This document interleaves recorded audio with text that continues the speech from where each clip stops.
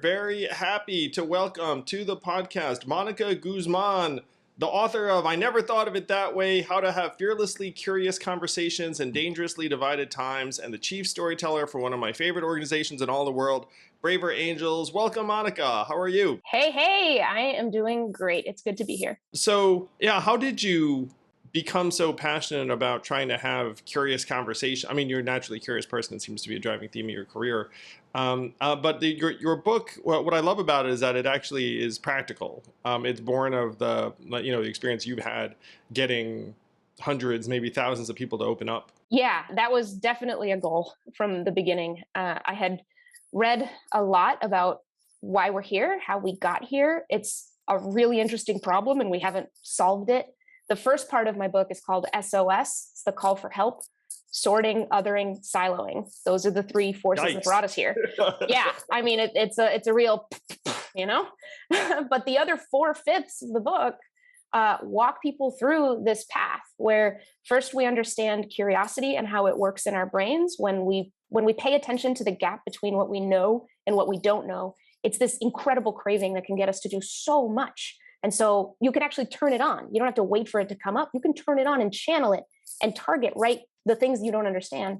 And then we learn the power of conversation, especially a one-to-one conversation. It's people are, scared of them in some ways because they are so unpredictable and so powerful that it doesn't even matter almost who you are outside the conversation. In that conversation, you can have this extraordinary ability to cut through any divide. If you know how to ask perceptive and powerful questions, if you know how to stay respectful and build traction with each other. And then, the book goes on through a series of solutions or, things to try that are based around a couple of core ideas. And I'll mention one of them now, which is that knowing where people are coming from is one of the best ways to understand where they are. So asking questions about people's experiences that led to their views and asking questions about the concerns people have around their issues are great ways to not be so judgmental so that you can be curious. When you're curious, you actually cannot be judgmental. These are two different modes. So pushing us away from judgment, back into curiosity, back into curiosity, back into curiosity does amazing things for our relationships. People, I've learned as a journalist, people love to talk about themselves. Oh, yeah. If it's in a generous context, they want to tell their story. Who doesn't want to be heard? Yeah, most of us love to hear ourselves talk because we're very wise. We have a lot to offer. We think we are. But you know what? But no, the serious point is, we live in a society that sort of still thinks, well, you're only as wise as your education. You're only as wise as your intelligence. You're only as wise as these things. And we don't think about wisdom all that much. We all have life. We all are experts in life, and we have walked our own paths through it. And everybody's path is interesting. No matter what you conclude, if you believe a bunch of baloney, your path still contains a lot of truth. And so it's those things that we need to mine and look behind, all those places that we feel we're stuck. Look behind that to the person's path, to their story, and you'll discover pretty interesting stuff that'll help you relate and connect. Not agree. That's not the point. But relate and connect so that we can do stuff together. Yeah, live together. Live together. So we can't let this conversation end without talking about family a bit. Do you have a family of your own now? Yes, 2 kids, 9 and 7. Wow, me too. Same ages? 9 and 6, 2 boys. Ah, no way. So your parents must now be very happy that they're grandparents and all that jazz. So they have no choice but to. Oh, they love it. They love it. But you talked about how you've had political disagreements with them for a long time. Go ahead and give guidance to folks who might have a similar situation in their family where they feel like there's this political divide. Yeah. And this is where, my inbox has become like a confession booth, a place where a lot of people are telling me about these stories with family where there's such strong relationships. One story I can think of that I shared with Braver Angels is a woman named Courtney, who's very purple herself, doesn't consider herself red or blue, but cares deeply about some political issues and loves her father dearly. And there was a moment where they fought so hard about politics that her father said, that's it. We just can't talk about politics anymore. Oh, no. And so, that seemed like okay for maybe a bit, but what Courtney realized, and I think a lot of people realize, is that when when you care deeply about certain issues and you're very concerned about them, then it feels like when you can't talk about politics, you can't even be yourself, and the people you love can't know you or see you, and that's the thing that we can't. That's no way to live in a way, right? Like if we have these meaningful relationships, what gives them meaning is that we can be our full selves around each other. So that's the conundrum. For a lot of people, the solution is, well, we just don't talk about politics. And maybe that's fine, if it's just Thanksgiving dinners and here and there, and you keep that bridge open, that's fine. But in times like this, when there's so much more heat and stress, you want to be able to do something about it. So among the most powerful, I think, things that you can try is we tend to want to engage with each other on the level of logic and syllogism and reason, right?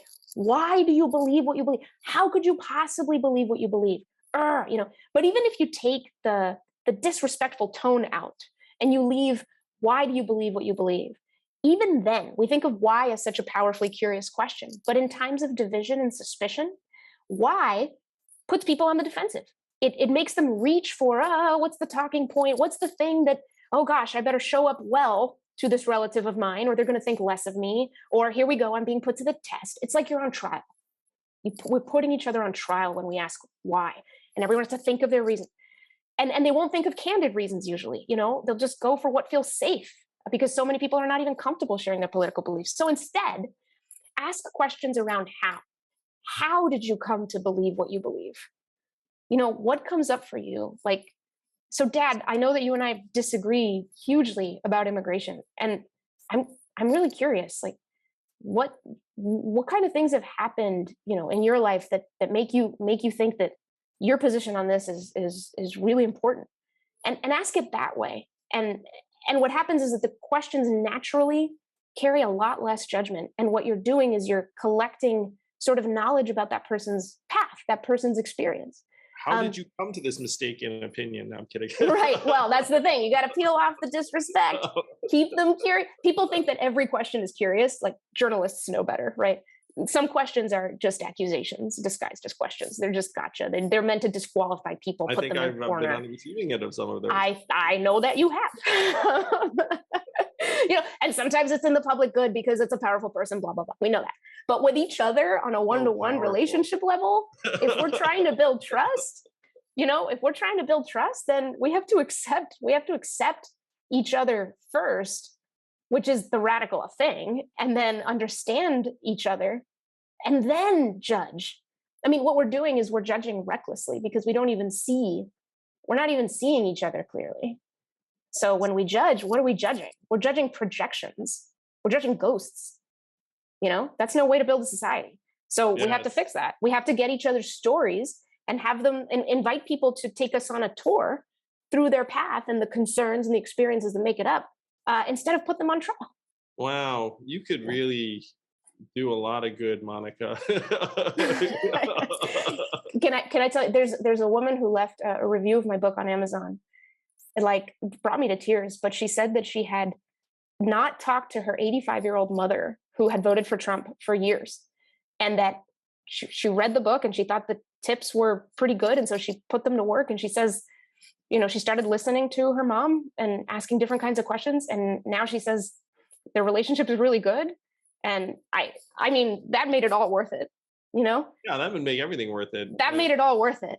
Yeah. I will share with you that I got dozens of times over my campaign, thank you, you helped bring our family together because you helped us feel like we could agree on something. Yeah. And that was an incredible blessing to hear. I was like, wow.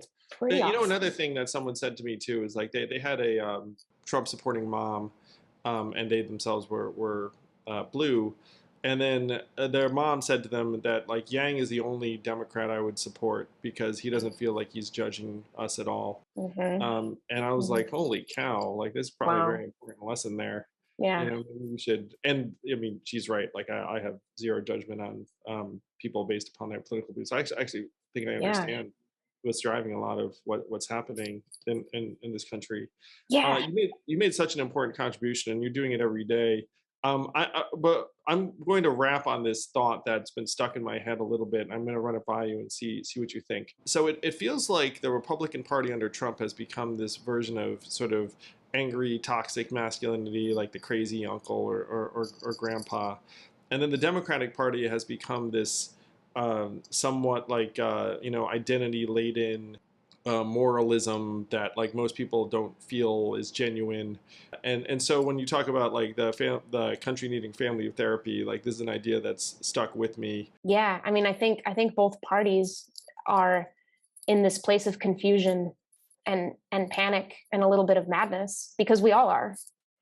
And that's what happens, I think, when everything's a funhouse mirror and we're not sure what to do about it.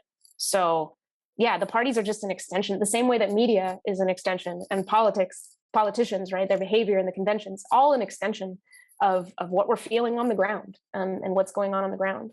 Every time I talk with my parents, so they're conservative, they voted for Trump twice, and I'm liberal, but as I say in the book, I've gotten to the point where if I know that if I were them, I would have voted for Trump too.